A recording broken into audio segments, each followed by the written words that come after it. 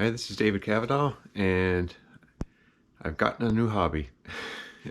After being uh, sort of an armchair machinist for quite a few years now, started off by watching This Old Tony, and then got into A-Bomb 79 and Blondie Hacks and Mr. Pete.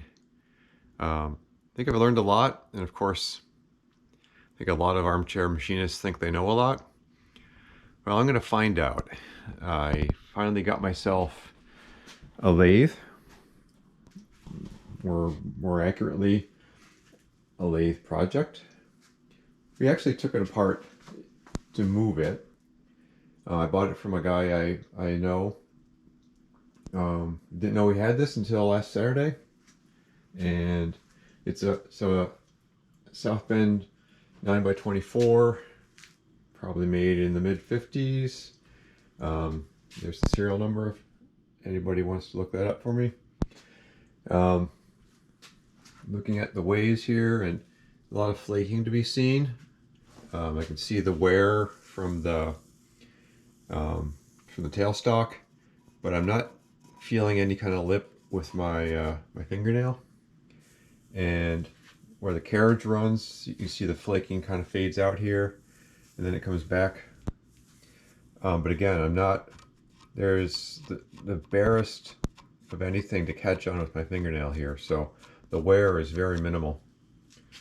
Quite a few gouges here where careless folks have unloaded chucks or whatnot, and I'm looking for what to do with that. I was looking up about getting some precision ground stones, and it looks like that might be a good solution. Some of the bumps on the inside are enough that maybe, I don't know. You guys tell me, should I just hit that with a bastard file and just to knock it down a little bit? But this is the precision surface here. Of course, anything where there's on the ways that I need to preserve, I would use a precision stone on. But I'm just looking to knock down high spots, basically. I don't want to cause any damage or anything to this. I'm just looking to put it back together and make it run as best as I can. You know, I've got a lot of stuff that came with it. You know, it has the basic taper attachment. Came with the 4-jaw chuck.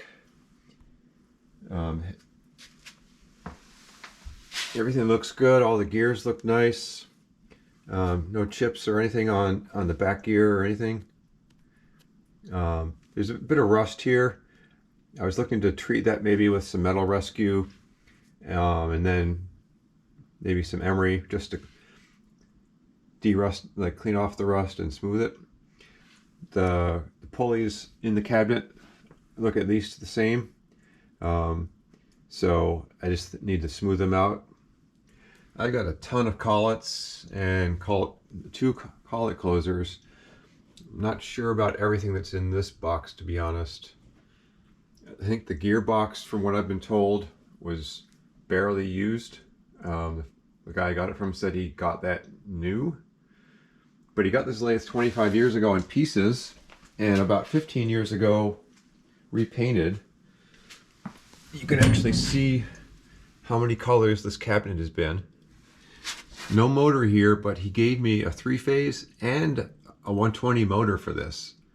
So I think I'm going with the 3-phase, and he gave me an electronic phase converter so that I can run 220 over here, because I'm literally like 15 feet from my box.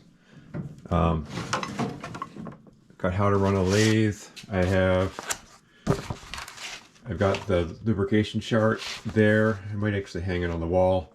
I've got the accessories book. I've got the parts book here. So this is going to help me in putting it back together. I think a couple parts were missing. Like I noticed the carriage stop was not installed, and I found the parts for that. I've got some bolts here. I need to get I guess you call these the pedestals or risers or whatever. They need to be attach to the ways and bolt it down. And I'm pretty sure I need to take this off, separate these two pieces, and bolt this to the bottom of the ways, and then bolt this down and then reattach, right? Because there's, yeah, I have to see how that works. I could use some advice. Yeah,